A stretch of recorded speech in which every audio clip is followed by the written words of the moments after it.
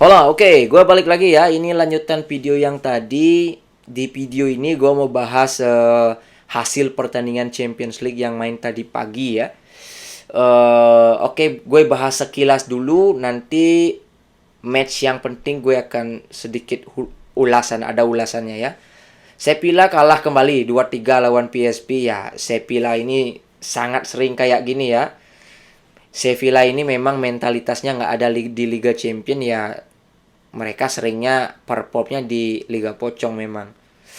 Terus Sociedad yang udah resmi lolos main imbang 0-0 lawan Salzburg.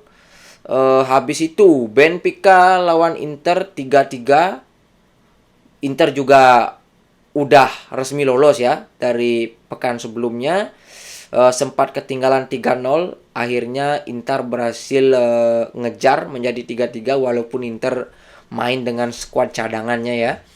Dan Sporting Braga 1-1 lawan Union Berlin.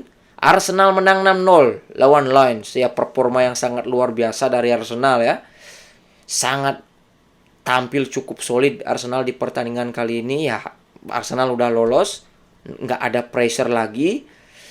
Sementara Munchen main 0-0 melawan Copenhagen. Ya, ini hasil yang cukup mengejutkan ya menurut gua. Ini juga dengan hasil ini juga sangat merugikan MU karena MU kalah di pertandingan pagi tadi. Imbang lawan Galatasaray. Ya, ini kabar buruk buat fansnya MU. Gua bahas dikit Galatasaray lawan MU yang main tadi pagi. Skornya imbang 3-3. Sebenarnya MU ini bermain oke loh di awal-awal pertandingan. Everything under control ya. Bisa cetak 2 gol cepat, golnya Garnacho dan golasonya Bruno Fernandes. Berhasil unggul 2-0 di awal-awal babak pertama. Tapi petakannya itu setelah unggul 2-0 ini MU ini sangat kelihatan sedikit kendor, apalagi setelah kebobolan golnya free kicknya Hakim Ziyech di menit 29 itu. Ya, ini menurut gua ini bukan salahnya Onana sih, ini salahnya pagar betisnya MU nggak notice ya dua pagar yang dibikin oleh oleh pemainnya Galatasaray saat Ziyech shoot. Mereka itu pindah posisi sehingga ada space yang ditinggalkan sehingga bolanya lewat. Dan ya, ini mungkin dari sudut pandang Onana nggak bisa lihat dengan jelas arah datangnya bola sehingga ya refleksnya agak lambat ya, sudah salah langkah. Jadi ya nggak ada masalah, no problem.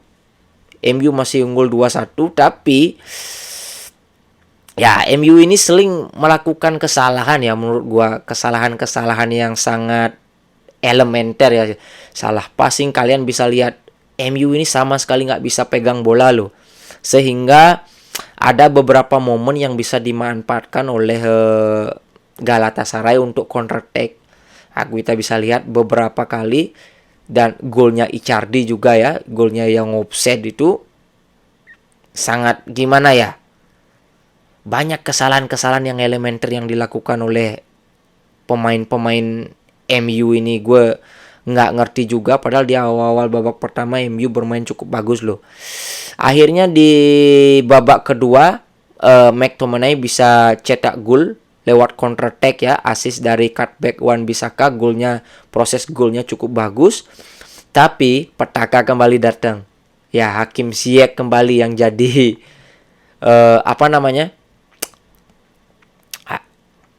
jadi biang keladinya lah bisa dibilang untuk MU melalui free kick. Ya, ini salahnya Onana. Ini ketepisnya bisa ke dalam gitu loh. Ini Onana sangat sering melakukan kesalahan-kesalahan seperti ini di laga-laga penting. Ini masalah mental sih menurut gue. Ya, akhirnya berhasil Galatasaray memperkecil ketinggalan dan akhirnya bisa menyamakan kedudukan lagi, counter attack lagi di menit 71. Ya, umpan dari Hakim Ziyech lagi. Ya, skor imbang 3-3 ya. Di beberapa menit terakhir MU berusaha bermain sedikit menekan, lebih menyerang, dan dapat beberapa peluang berbahaya. Peluangnya Pelistri lah, peluangnya Bruno yang membentur Mistar, tapi ya udah berusaha tapi belum bisa memberikan hasil yang baik ya, hasil yang puas. Gua notice satu pemain di pertandingan kali ini, yaitu Hakim Ziyech ya. Gue salah satu penggemarnya Hakim Ziyech lah waktu di Ajax. Ini pemain luar biasa loh, klasis permanen. Gue harus jujur, walaupun Hakim Ziyech flop di Chelsea karena jarang mendapat kesempatan main ya, sedangkan setelah pindah ke Galatasaray terutama di pertandingan kali ini, Hakim Ziyech bermain luar biasa menurut gue. Umpan-umpan crossingnya itu, umpan-umpan melengkungnya itu luar biasa loh. Shoot-shootnya dari luar kotak penalti, terus eksekusi bola-bola matinya itu sangat ya, masih berkelas lah ini pemain. Jadi dengan hasil ini MU masih di posisi keempat ya. Ini ya masih ada peluang untuk lolos memperebutkan posisi runner up, tapi menurut gua cukup berat ya untuk MU ya, karena harus menang lawan Munchen. Ya kita bisa tahu Munchen ya masih ada peluang sih, tapi Munchen sedikit masih diunggulkan di match ini. Gue nggak ngerasa Munchen akan ngalah juga. Munchen pasti inginnya tim kompetitor yang hebat itu pasti nggak lolos supaya ya nggak ketemu di babak knockout nanti. Jadi MU itu harus kalah melawan Munchen, sedangkan Copenhagen lawan Galatasaray itu harus seri ya. Kalau udah hitung-hitungannya kayak gini, menggantungkan nasib ke pertandingan lain ya, ini cukup berat ya untuk MU. Untuk lolos ke Liga Pocong aja cukup berat karena harus menang lawan Munchen. Jadi ya gua rasa kalau gua jadi fans MU lebih baik fokus di Liga aja, karena ini udah hampir peluangnya 0,000 sekian persen lah, sangat kecil peluangnya.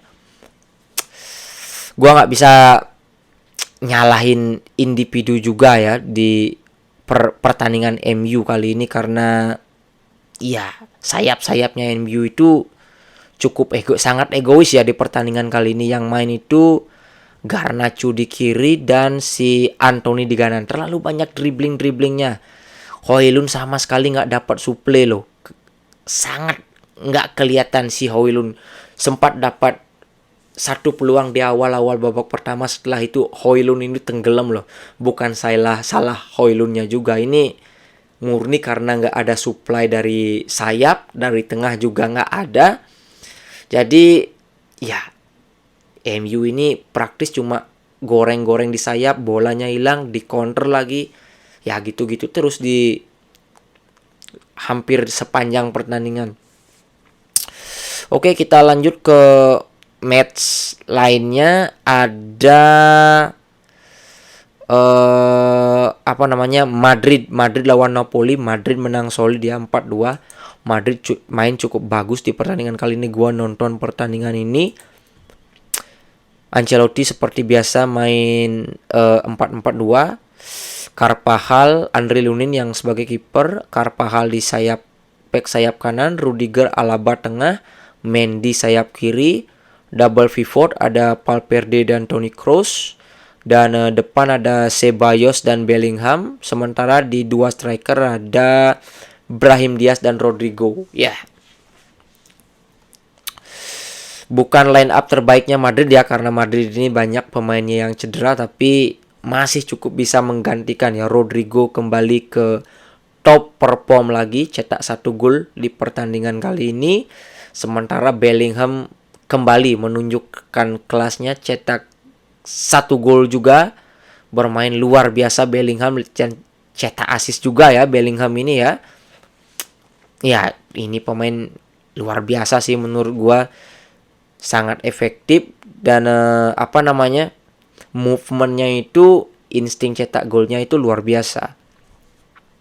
Jadi sangat worth it, dibayar mahal. Madrid ketinggalan lebih dahulu lewat golnya Simeone. tapi bisa disamakan cepat oleh Rodrigo di menit ke-11. Akhirnya Madrid bisa unggul balik lewat golnya Jude Bellingham. Umpan yang sangat bagus, umpan cantik dari David Alaba dari tengah, crossing dan berhasil di heading sama Bellingham.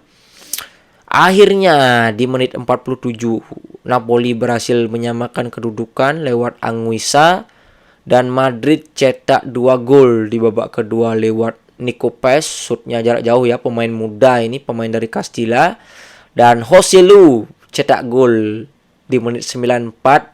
Asisnya Bellingham. Ini Joselu ini buang sangat banyak peluang loh. Kalau ini strikernya Benzema mungkin bisa cetak 4 atau 5 gol loh. Ini Joselu ini sampai setelah cetak gol di terakhirnya itu dia sampai minta maaf ke fansnya, karena ya kita nggak bisa nyalahin Joselu juga. Ini pemain mungkin levelnya 2 atau 3 level di bawahnya Benzema. Ini pemain mediocre loh. Kita bisa lihat dari finishingnya, first startnya juga ya so-so lah, nggak terlalu. Terutama peluangnya itu yang gawang udah kosong itu bisa bolanya nggak masuk loh. Kalau itu striker bagusan dikit aja itu udah gol. Jadi ya Joselu ini masih oke lah kalau dipakai super sub. Ya kalau lawan tim gede lo banyak buang-buang peluang kayak gini ya bahaya juga. Jadi ya Madrid sangat amat layak menang ya. Cukup mendominasi pertandingan. Napoli di bawahnya Walter Mazzarri ini juga gua terlalu bermain defensif ya. Terlalu bermain low block, nunggu diobok-obok Madrid aja sih. Cuma nunggu counter. Sempat bikin beberapa peluang lewat Osimhen lah, tapi ya nggak bisa. Kalau lo bertahan kayak gini lawan Madrid dan lo nggak bisa memanfaatkan counter attack lo yang lo dapat, jadi ya selesai. Ya Madrid udah lolos, oke lah, mungkin Napoli akan dapat di posisi runner up ya, kemungkinan besar. Jadi masih ada 1 match di Liga Champions lagi dan lanjut ke knockout-nya itu di setelah bulan Februari atau Maret ya, gue lupa. Di knockout baru agak seru nanti. Ya, oke. Itu dulu pembahasan kita hari ini. Nanti kita bahas liga di weekend ya. Oke, thanks for watching.